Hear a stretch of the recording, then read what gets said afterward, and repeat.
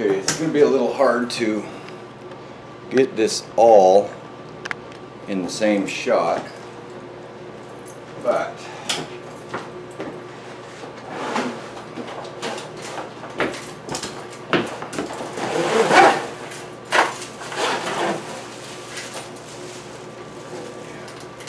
toss that off to the side.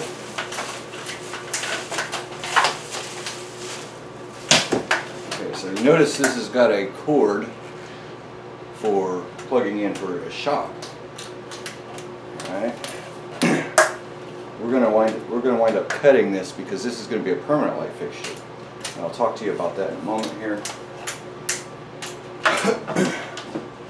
We're going to take this and we're going to mount this right here in the middle. Just like that. Now we could, if we wanted to, probably mount two of these in here and get a whole lot of extra light. So if you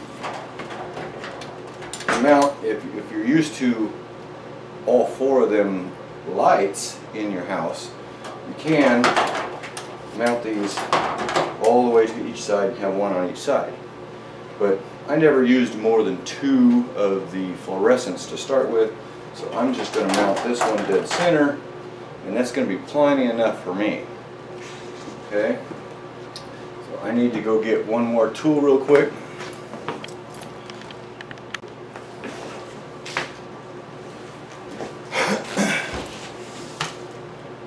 Okay, so I already know what's on the inside of these. On this particular one, there's components here. There's nothing along inside here, and this thing is about an inch thick. So we need about 1.5 inches screw to mount this in. We're only going to need two, one here and one here. And we're going to put that right in here, and we're going to kind of center this in here, like so.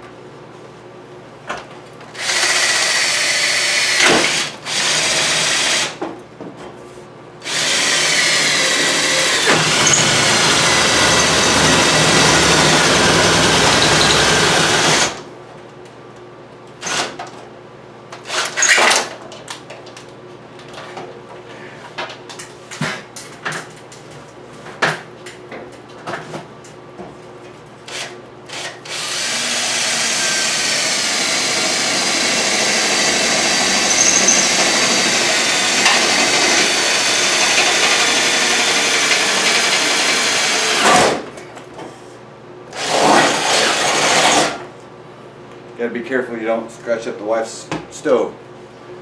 Alright, so that should do that. Let me get some screws here.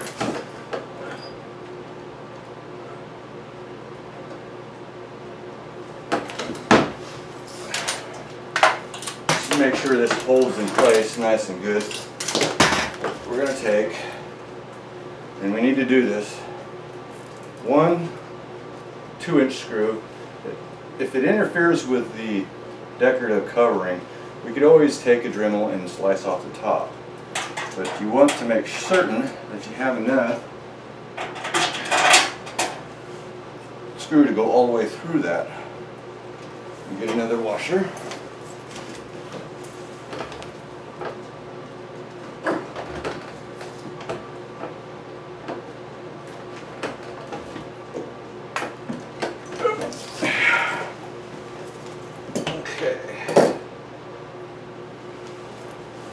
We're going to put a washer on each side.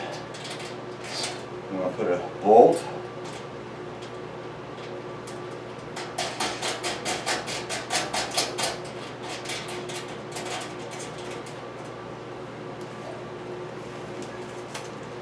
And then we're going to lock that in place nice and tight.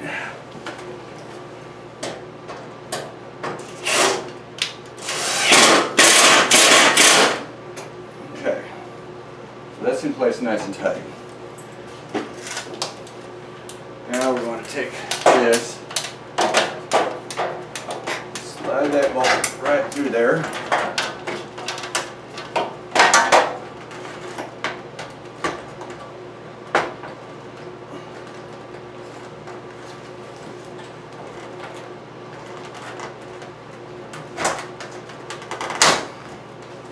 And we're just going to kind of center it up, because this has to go back up before this goes on.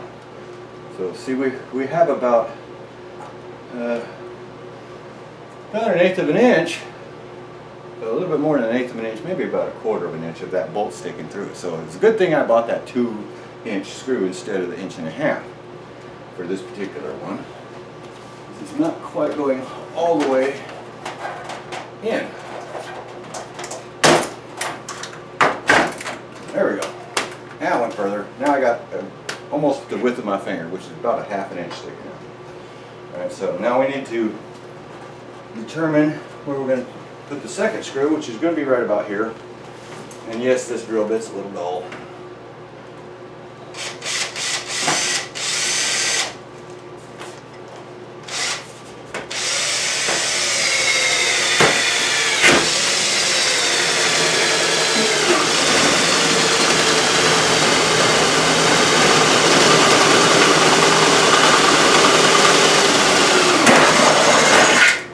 Okay, got that all the way through. Let's get another bolt. One bolt, one washer, one screw. Okay.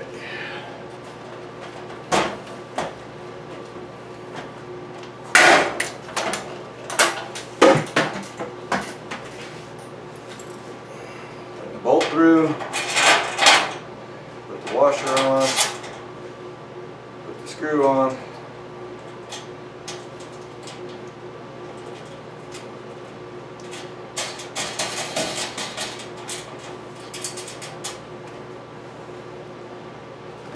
And we'll tighten that up just a little bit. What did I do with my... Oh, there it is.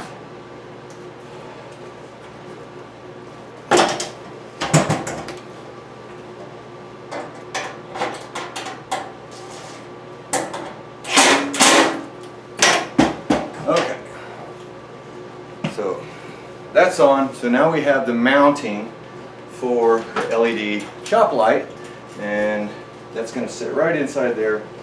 So now we're ready to put this back up on the ceiling, and then we'll insert our LED lighting, and I'll show you how to do that.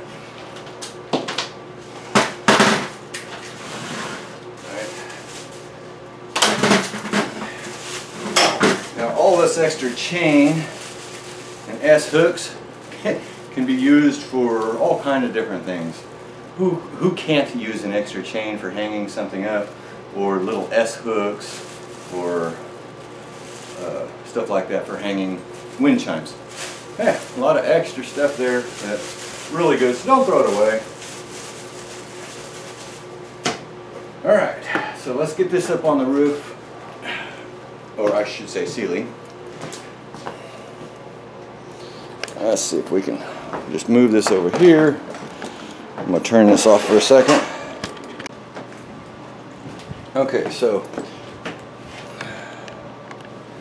we need to put the expanding bolts in. If you don't know what an expanding bolt is, it basically looks like this. Alright, this part will go up through the sheetrock, will open up like that, and then the sheetrock is there, and then that allows it to hold directly to the sheetrock without having any 2x4s or anything in it. Alright, so what we're going to do is we're going to put that back where the old one was, and just start the thread a little ways, and then you'll see it'll be real easy to put on the ceiling. So we're going to get that ready right now. I'm going to move this over here.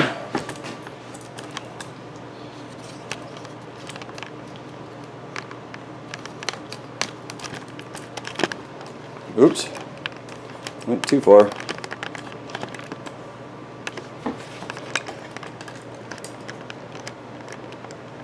Okay. Okay.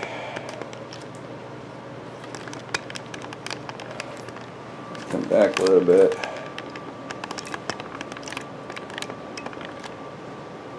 There we go. All right. Get my ladder set back up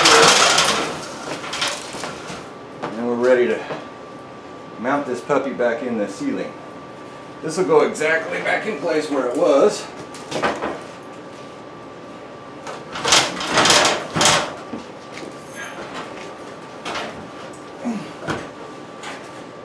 Now you are going to have to thread these wires back through that hole in the center. But I would recommend getting your first expanding bolt through the hole in the ceiling. There we go. And then that side will hang all by itself, and you can thread your wires back through, and then take your other expanding bolt and stuff it through its hole, and voila, you're about ready. All you got to do is tighten these up now, and you're just about ready to go. So let's get my impact driver, which is right here, and we're going to tighten this back up. And because we're putting it back in the exact same place,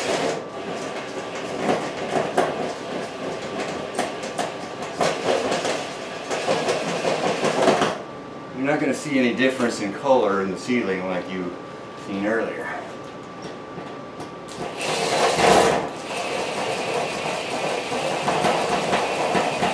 Alright, so this side I screwed in about 90%, and then I started on this side.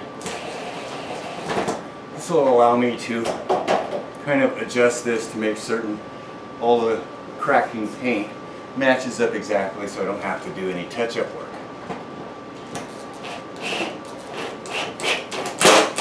Yeah, nice and tight.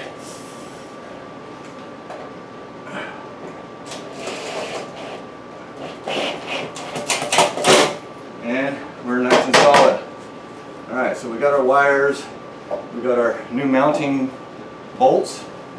Let's put the light in. Alright. We're going to need a washer and a bolt for each side. I'm going to put them on my ladder.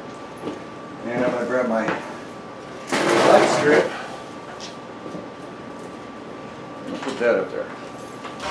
Alright. Let's see. That's right. I'm going to take this. And we're going to shove that way over here so that we can have access to put our wiring on. Alright. Let's get that in place.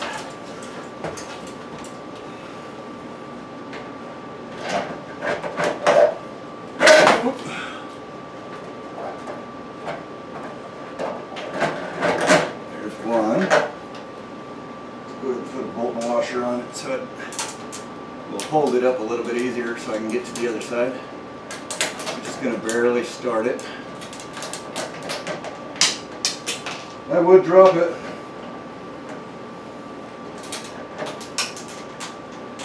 Now remember, this is all going to be underneath the decorative interior part, so you're not going to see this anyway.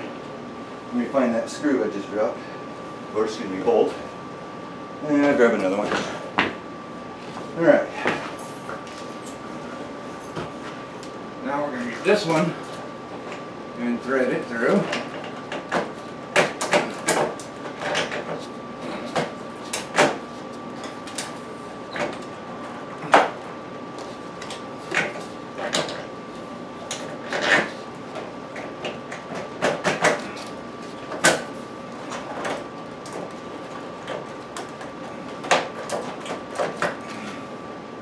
Yeah, if you're going to have any problems, here's where it's going to be.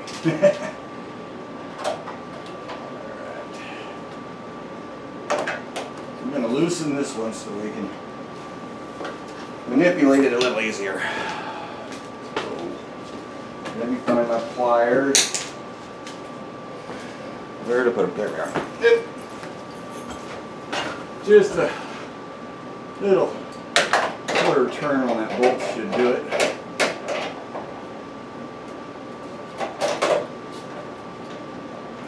There we go. It's just enough to get it to wiggle.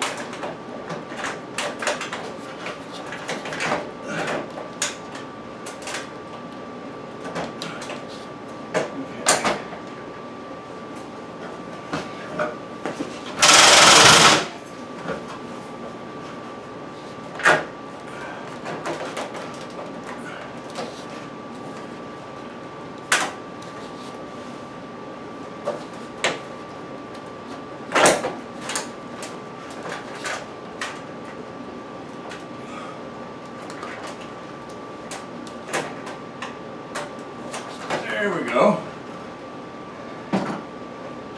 Slap the washer on and then lightly tighten the bolt.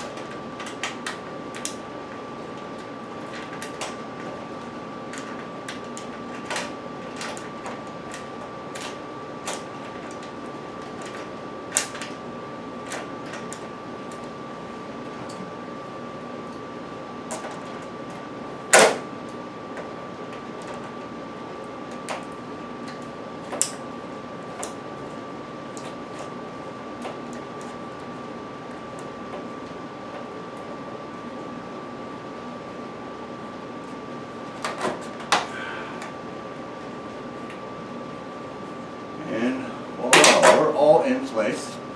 It's actually pretty tight, and I haven't even tightened this side yet.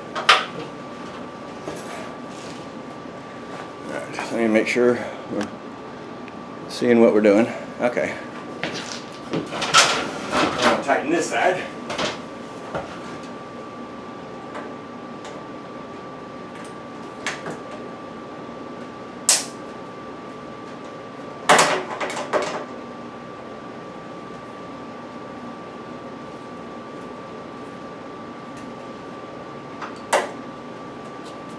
Okay.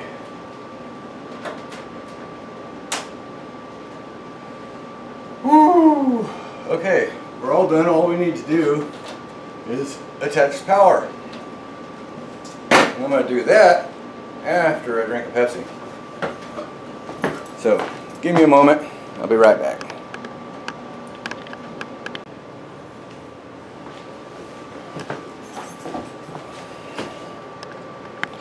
Okay, break time's over.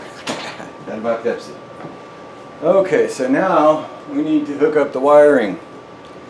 Let me get my wire cutters and a couple of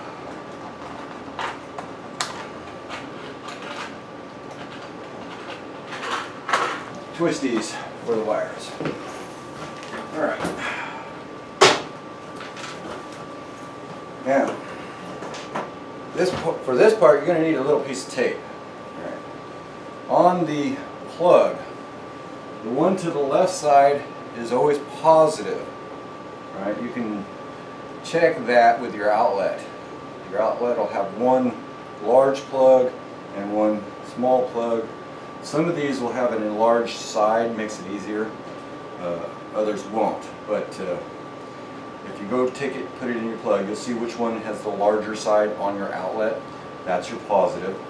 So you don't want to mix them up. On this, there's usually a black wire, which is your positive, and then your white wire, which is your neutral, and then you'll have a bare wire, which is your ground. Okay, you want to hook all of them up.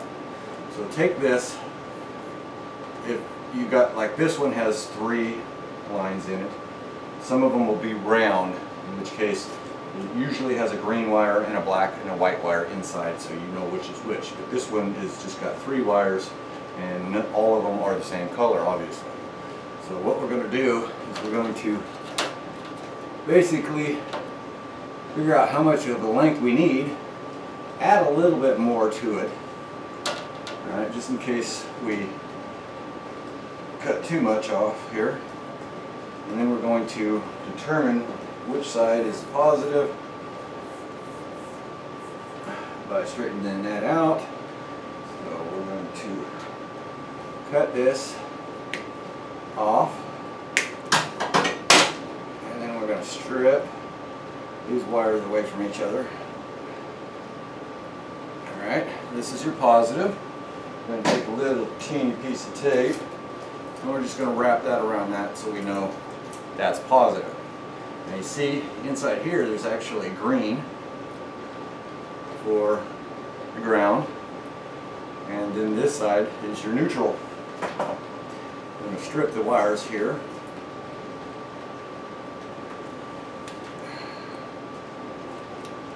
If you have a wire stripper, it will be easier to do. I do have wire strippers, I just didn't go get them.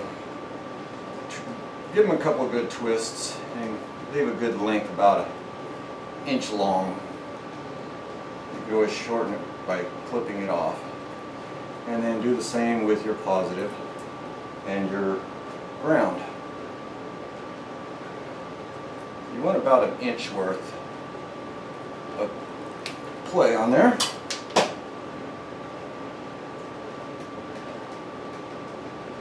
There we go. And now the green wire, which is your ground. There we go. Now, the reason why I said give yourself a little extra playroom, because if you're not using actual wire strippers, you might accidentally cut that off and you might need to shorten it. And if you cut it to exact fit and you screw up, now you're going to have to splice in wire, and you don't want to have to do that. So, first thing we're going to do is we're going to separate this up a little bit more. We're going to get in here and we're going to get a wire tie on the ground.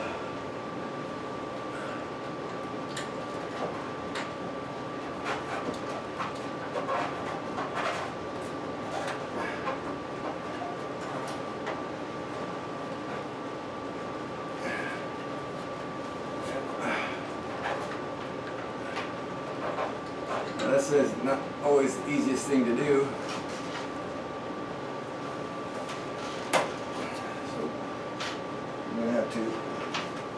This one's really short, so I'm going to have to loosen this up a little bit.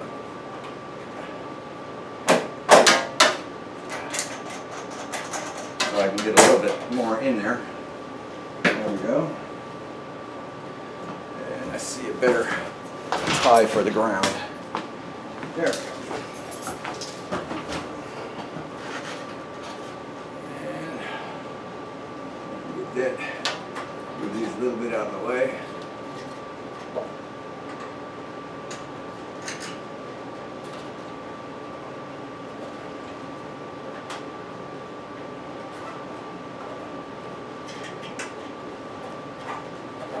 Kind of spin that on there a little bit.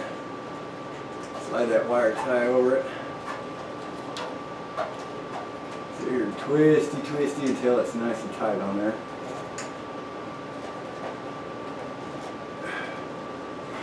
There we go. Now we're going to hook our positive up.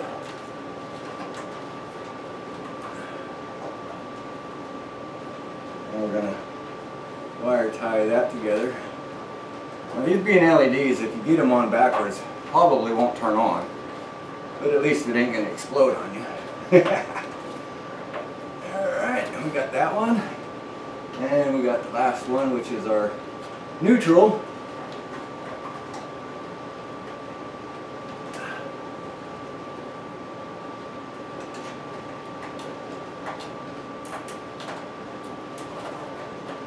You want to make certain that there's no bare wire exposed. Alright, now this excess wire can be tucked up in here like so, and then retighten this.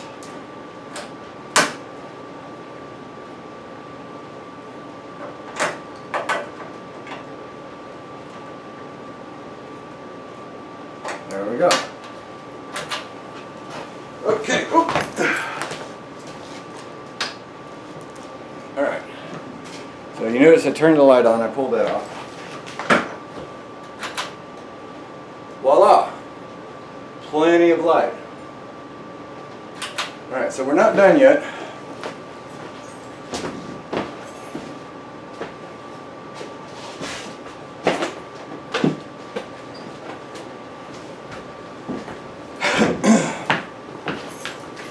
Still need to put this back in place. Now, I can cut this chain off, or later on I can put a small hole through the decorative cover, and I can actually make it to where this can be turned on and off independent of the light switch for selective lighting. Because sometimes you don't want this light on while you're watching TV, but somebody needs to be doing dishes or something. So, and I wanted to show you this. It's this little crack piece here. Okay, that I'm going to replace this piece of plastic glass, which ain't even really glass, a little bit later. I think I got that other way around. Oop, other way around.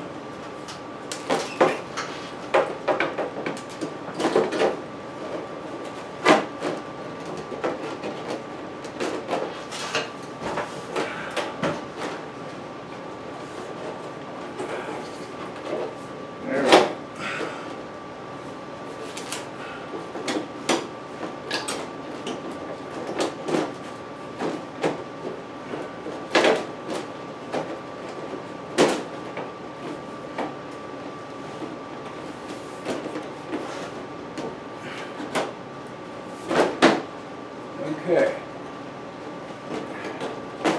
Now, like I was saying about this plastic glass. Alright. These are made for these. But this one's broken, so I'm going to replace it.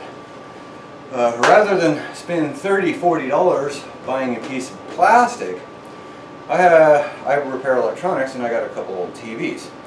I actually have a very large TV that I took apart, and I'm going to be using the opaque white plastic sheeting that's behind the glass that was cracked, because once you break the screen of the TV it's totally useless. So that was specifically designed to allow light to evenly pass through, more so than even this plastic. So it would be a much better alternative to use it in the lighting of this room. So I'm going to cut that to shape and I'm going to put that in there. So what have we done? Let's talk about that.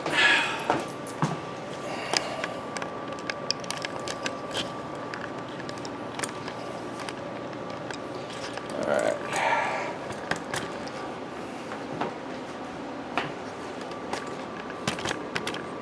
And I forgot to pull the chain on that.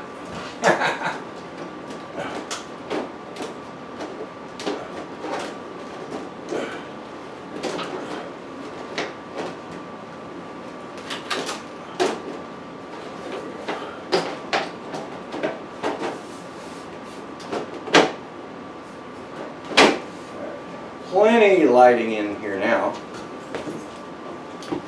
Okay. So I didn't need all 4 of them tubes. So what did we do? We took 4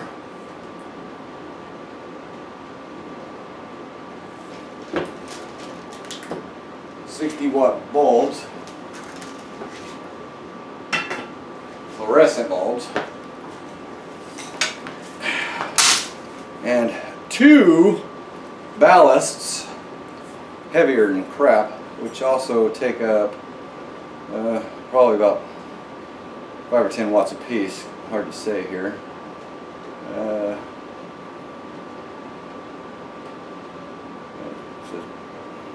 They don't say their specific wattage, but they do use up power in order to do it.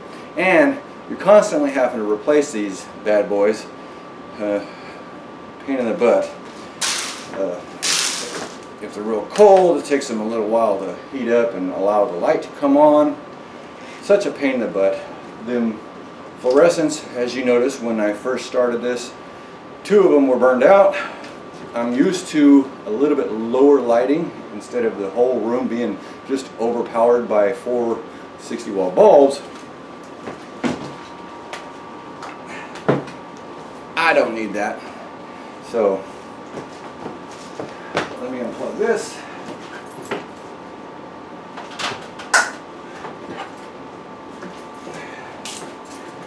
There we go.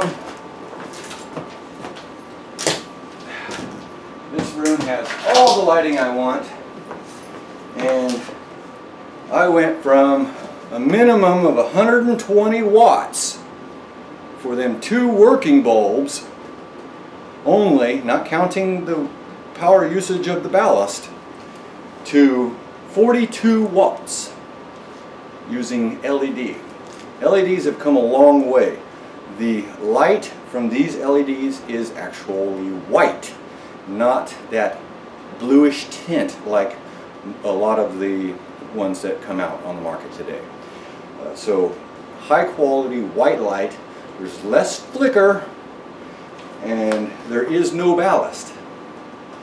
Okay, so all it is a little circuit board with a little capacitor on it, and that's it. Instant light on and off. Just like that. Alright, so LED lighting is the way to go. I got several of these in my shop that I replaced the fluorescents that, because I constantly turn them on and off, they burned out like mad. It seems like I replace them bulbs twice a year. Okay, with the LED, I will not have to replace them bulbs for years, period. They are in no way anyway like the fluorescents. As a matter of fact, you know them little curly Q fluorescent bulbs that you buy in the house? They burn out quite regularly, and they have the smaller ones. After a while they get this yellowish tint to them, and they get really dim, and you have to buy more every year. You wind up buying 3 or 4 or 5 of them things. Check this out.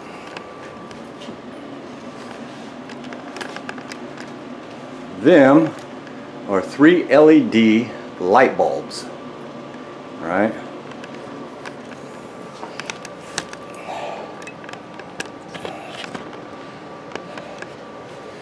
Them 3 bulbs are 40% cheaper to run than them curly Q fluorescents, and brighter and stay brighter their entire life until they eventually burn out, which will be 1,000 times longer than your fluorescent curly Q types.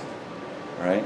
Now, you can get them little tiny fluorescent ones that are about 5 watts more than these LEDs, but I'm sure a lot of you have noticed that them burn out quite regularly. They are nowhere near as bright as the big ones, so you wind up buying the big ones. These things are brighter than the big ones. They don't dim out, they don't burn out like that. They can be turned on and off regularly with no worry about burning out the fluorescents, because the fluorescents do not like to be turned on and off, on and off, on and off. So much better, much better. Anybody who wants to know the specific brand of them, I will do another video on them, a short one, just for anybody who wants that. Let me know if you're interested in me making the video about the smaller bulbs for your house, for the LEDs. These bulbs, I love them. I put them in every room in the house that uses the light bulbs that I had the curly Qs in. I am saving over 50% on all of my lighting, well over 50% on this light alone, I think this is like, if you figure it all out, it's probably about 60–70% cheaper to run this one strip of LED, period. Well over 50% on the one just above the window there. And I have solar.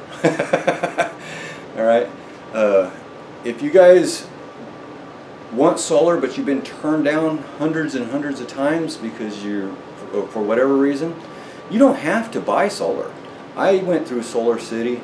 I get a reduction on the cost of the power. They become your PG&E company. You're guaranteed no more than a 1% increase in a year, at least at the time I got it anyway. Your bill's way cheaper than PG&E, and check this out, you will never have to pay for maintenance. If you buy the solar panel system, if a solar panel goes out, you're going to have to replace that panel, which is $100 and something odd dollars, $200 something odd dollars, depending on the type you're buying.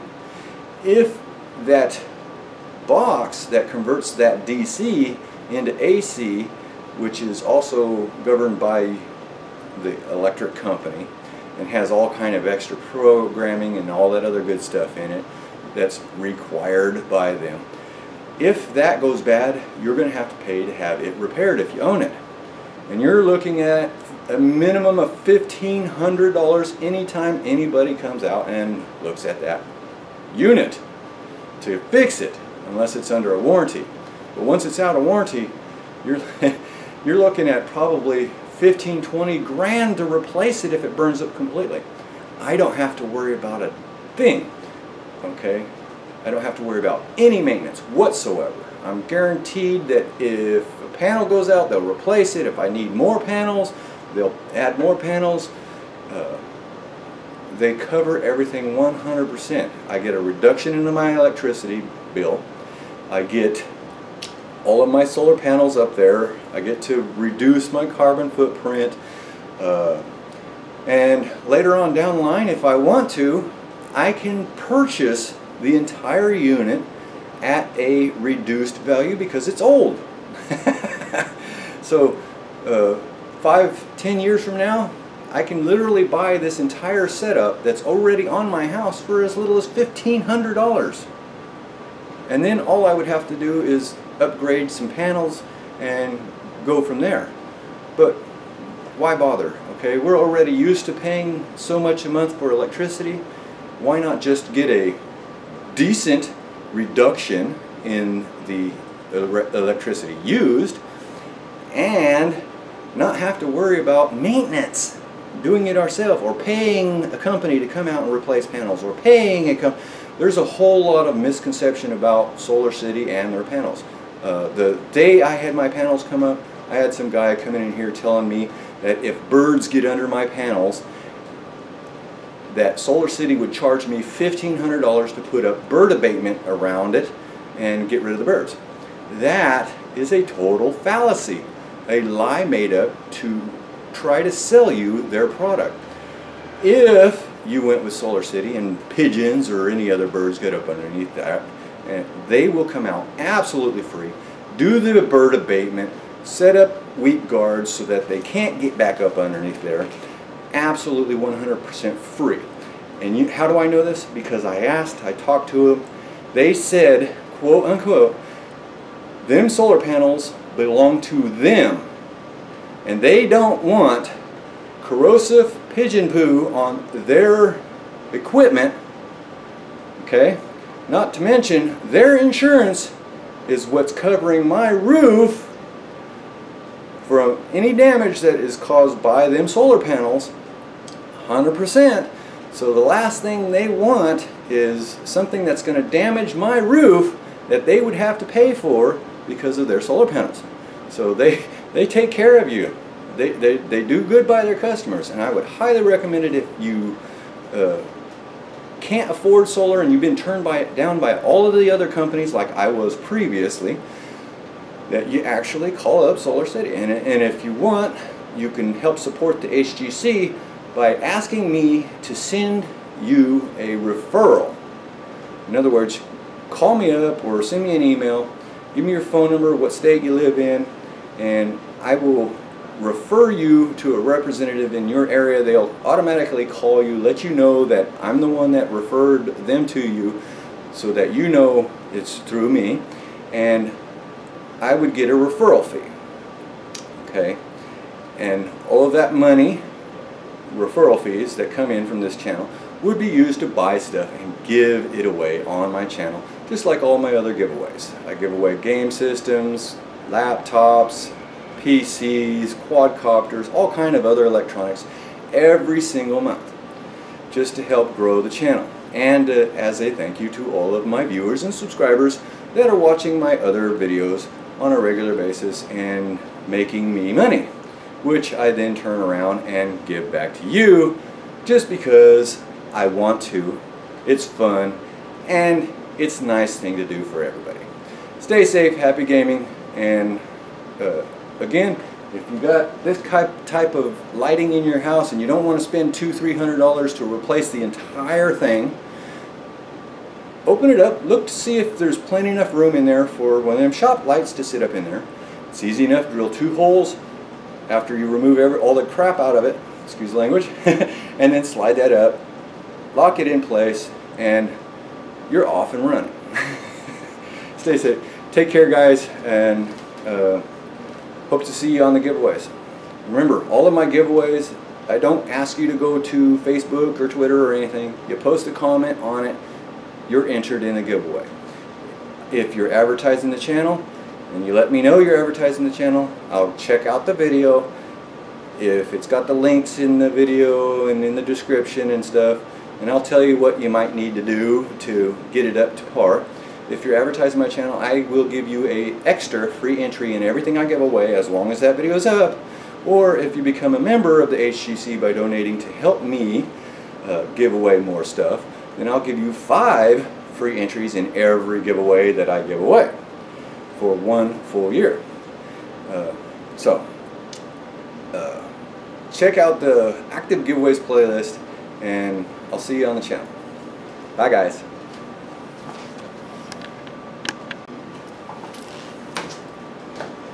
Okay, I'm done. Get your ass in here and clean up this mess. I'm done with the lights. The man has done his job, so the woman's got to finish cleaning up. I'm just kidding. The wife's not here.